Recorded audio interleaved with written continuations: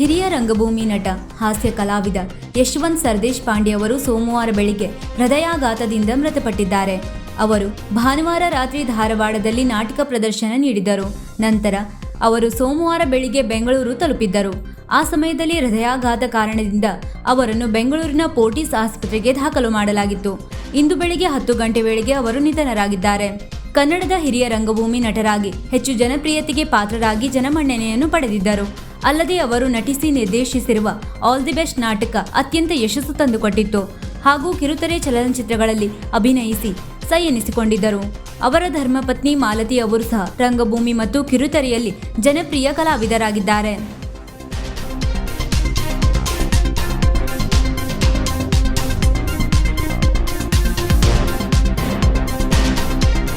ವೀಕ್ಷಕ ಮಹಾಪ್ರಭುಗಳೇ, ನಮ್ಮ ಚಾನಲ್ ಅನ್ನು ಸಬ್ಸ್ಕ್ರೈಬ್ ಮಾಡಿ, ಶೇರ್ ಮಾಡಿ, ಪ್ರೋತ್ಸಾಹಿಸಿ.